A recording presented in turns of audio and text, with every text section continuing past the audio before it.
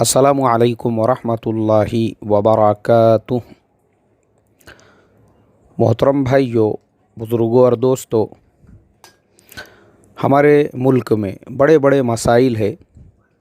अभी मीडिया उन सारे मसाइल को छुपाकर सुबह से शाम तक मुसलमानों के नाम पर चिल्ला पुकार कर रहा है।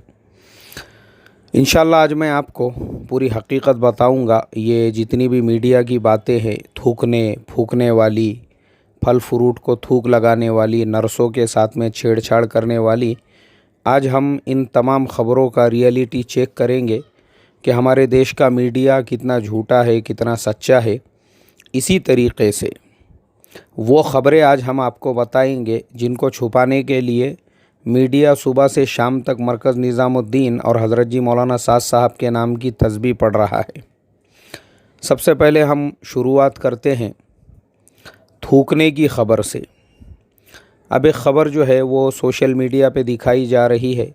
पुलिस के कुछ लोग सामने हैं, आजू बाजू कुछ लोग बैठे हुए हैं।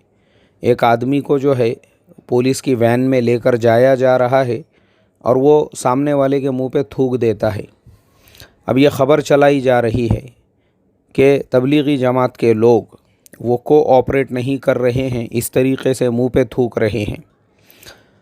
मेरे मोहतरम दोस्तों, मैं समझता हूँ नीचपन का इससे नीचे और कोई दर्जा नहीं होगा। यानी नीचपन जो होता है ना, हम लोग किसी इंसान को बहुत ज़्यादा गिरा हुआ या उसको नीच दिखाने के लिए बोलते हैं कि नीचपन का इससे नीचे कोई दर्जा नहीं होगा। ये बात मैं यहाँ पर कहूँगा।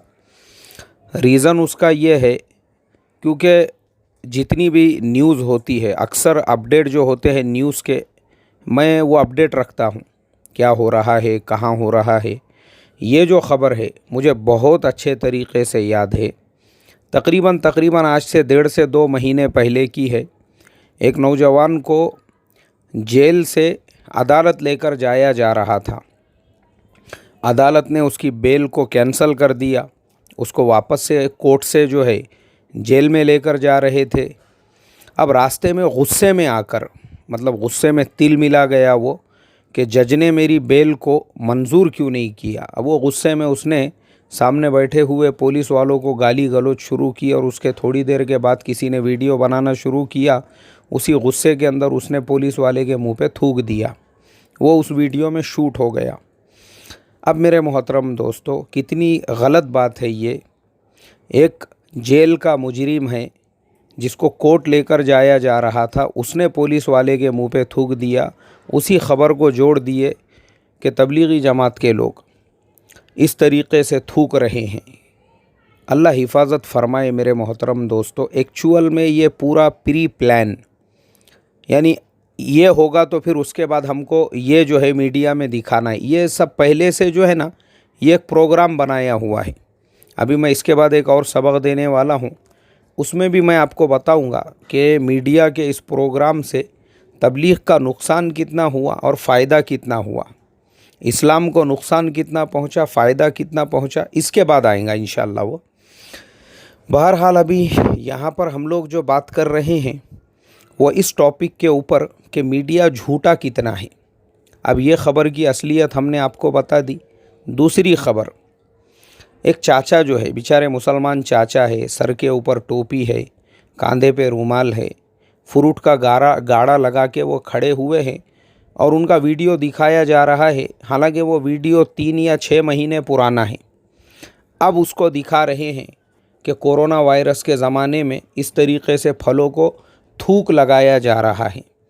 मैं आपको बता दूं, वो थूक नहीं है, वो थूक नहीं है।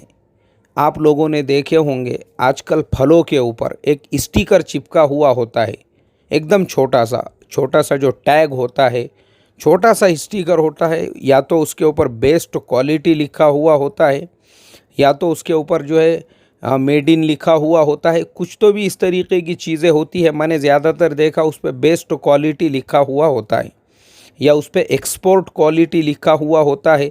कस्टमर जब उसको देखता है तो उसको लगता है कि भाई ये एप्पल जो है, ये ऑरेंज जो है, शायद इंडिया से बाहर एक्सपोर्ट होने वाला था, अब ये मार्केट के अंदर बिक रहा है। और ऐसा जो है ना हकीकत में भी होता है कि बाज़ औक़ात जो एक्सपोर्ट का माल होता है वो कैंसल हो जाते हैं, बाहर जाने वाले जो कंटेनर। अभी जैसे मिसाल के तौर पे महाराष्ट्र के अंदर जो हापुस आम है उसकी 50,000 से ज़्यादा पेटियाँ मुंबई के अंदर, मुंबई का सबसे बड़ा जो मार्केट है वाशी के अंदर, फ्रूट का मार्केट वहाँ पे है, वो वहीं से जो है एक्सपोर्ट का माल बाहर मुल्कों को एक्सपोर्ट होता है। अभी ऐसे हालात चल रहे हैं तो एक्सपोर्ट करने में तकलीफ़ हो रही है। तो जो एक्सपोर्ट का माल होता है कभी कभी वो हमारे लोकल मार्केट में बिकने लगता है, तो वो लोग बेचारे उस पर एक स्टिकर लगाते हैं। अब वो चाचा हर फ्रूट के ऊपर स्टिकर लगा रहे हैं और देखो ना, नीचपने की इंतहा देखो, अल्लाह हिफाजत फरमाए। पब्लिक के अंदर चला दिया उसी चीज़ को कि वो थूक लगा रहे हैं कोरोना वायरस के ज़माने में, हालांकि वो 3 से 4 महीने पुराना वीडियो है। मेरे मोहतरम दोस्तों, अफसोस होता है मुझे ये लोग इंसान भी है या नहीं है, क्योंकि कम से कम इनके अंदर इतनी इंसानियत तो होनी चाहिए ना।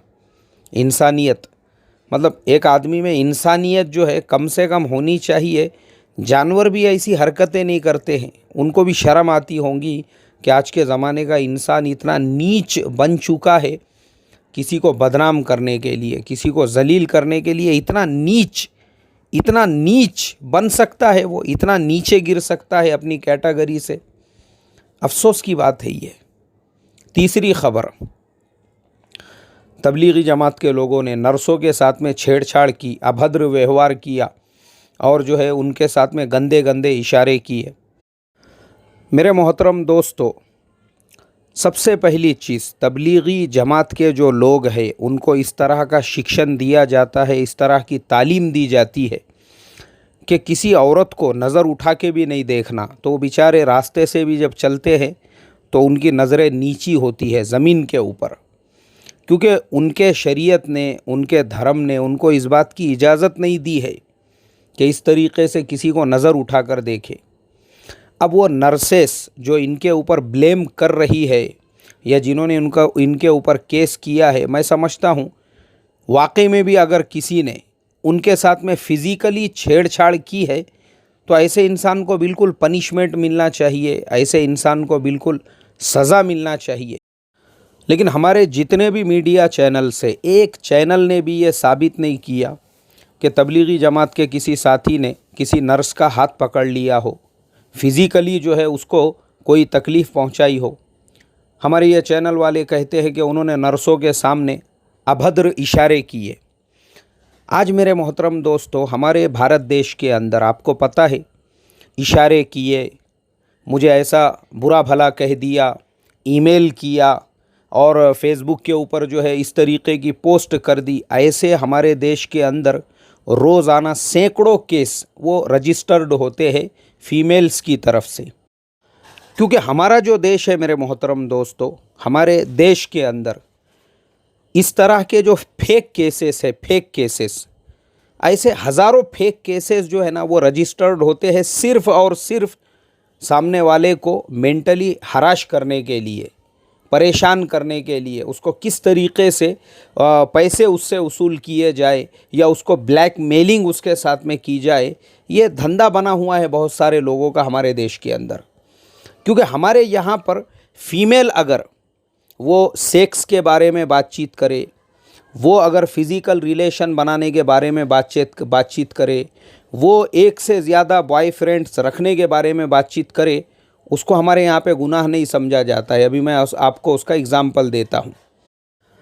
अभी हमारे यहाँ पे टीवी के ऊपर आजकल जो है ना वुमेन एम्पावरमेंट के नाम पे बहुत से प्रोग्राम दिखाए जाते हैं। एक चैनल है टीवी पे, MTV, उसके ऊपर रोडीज़, बहुत सालों से वो एक प्रोग्राम चलता है। उसके अंदर लोग आके अपनी अपनी स्टोरीज़ वगैरह कुछ सुनाते हैं। तो उसके अंदर जो है जजेस होते हैं, वो जजेस जो है फ़ैसला करते हैं भाई किसकी स्टोरी अच्छी थी, किसने अच्छा परफॉर्मेंस दिया, फिर उसको पहला नंबर दे के उसको कुछ इनाम वगैरह देते हैं। तो एक फ़िल्म एक्ट्रेस है नेहा धूपिया, वो भी उसका जो जजेस का पैनल है उसके अंदर वो भी एक जज है। अभी रिसेंट में एक ऐसा इंसिडेंस हुआ है जिसकी वजह से नेहा धूपिया पूरे वर्ल्ड के और पूरे इंडिया के मीडिया पे छा गई थी। अभी किस वजह से छा गई थी अभी मैं आपको बताता हूँ। एक लड़का आया। इन लोगों ने उस लड़के से पूछा कि भाई तेरे लाइफ की सबसे इमोशनल स्टोरी क्या है। तो उसने बोला देखो मेरी स्टोरी ऐसी है, एक लड़की से मैं बेइंतहा मोहब्बत करता था, उसको मैं बेइंतहा चाहता था। अब एक दिन मुझे पता चला कि जिस लड़की से मैं मोहब्बत करता हूँ तो मैं अकेला उसका बॉयफ्रेंड नहीं हूँ, मेरे अलावा भी उसके और 5 बॉयफ्रेंड्स हैं। तो बोले मैंने वो 5 बॉयफ्रेंड्स से कांटेक्ट किया, उनको एक जगह पे जमा किया और उसके बाद में उस लड़की को इनविटेशन देकर वहाँ पे बुलाया। वो आई वहाँ पे और 5 जो बॉयफ्रेंड्स थे उन 5 बॉयफ्रेंड्स को उसने जब एक साथ में देखा तो उसके तो पैरों के नीचे ज़मीन खिसक गई, उसको बहुत ज़्यादा शर्मिंदगी महसूस हुई। अब देखो वो जो पैनल की जो जज थी नेहा धूपिया, ये सुनने के बाद वो गुस्से में एकदम तिल मिला गई और वो जो लड़का अपनी स्टोरी सुना रहा था उससे कहने लगी कि तू कौन होता है उसकी पर्सनल लाइफ के अंदर इंटरफेयर करने वाला। इसलिए कि वो जो लड़की है उसकी अपनी लाइफ है, अगर वो 5-5 बॉयफ्रेंड भी रखती है उसकी चॉइस है। हो सकता है कि तू लूज़र हो, तू उसकी जो विशेष है उसको पूरा नहीं कर पा रहा हो, चाहे फिर वो उसकी इकोनॉमिकल विशेष हो, फिजिकल विशेष हो, सेक्सुअल विशेष हो, किसी भी टाइप की विशेष होंगी। तेरे अंदर उतनी ताकत नहीं होगी, तू ढीला होगा, मिठा होगा और कुछ भी होगा। तो उस वजह से उस लड़की ने 5-5 बॉयफ्रेंड्स पाल कर रखे थे। तू होता कौन है उसकी लाइफ के अंदर इंटरफेयर करने वाला। नेहा धूपिया ने जो है उस लड़के को पूरी तरह से पूरे, यानी अब आप सोचो ना, एक इंटरनेशनल चैनल है वो, उसके ऊपर पूरे उसके इज्जत का भाजी पाला कर दिया, पूरी दुनिया देख रही है। तो उसके बाद में हमारा जो सोशल मीडिया है उन्होंने नेहा धूपिया का मजाक बनाना शुरू कर दिया। उन्होंने ये कहा भाई नेहा धूपिया जो है वो अगर वुमन एम्पावरमेंट को आगे बढ़ा रही है तो क्या ये वुमन एम्पावरमेंट है कि एक लड़की वो 5-5 बॉयफ्रेंड्स पाले।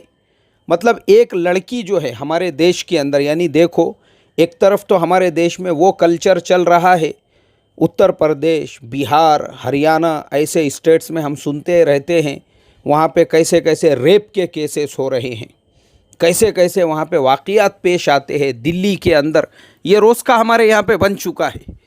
और दूसरी तरफ एक इतने बड़े चैनल के ऊपर अगर एक इतनी बड़ी फिल्म एक्ट्रेस इस तरीके की बात करे, मुझे आप बताओ क्या हमारा देश इसको कबूल करेगा। यानी वो खुद कह रही है कि लड़की की चॉइस है, वो 5-5, 6-6 बॉयफ्रेंड्स रख सकती है। आप मुझे बताइए मेरे मोहतरम दोस्तों, क्या चल क्या रहा है यहाँ पर।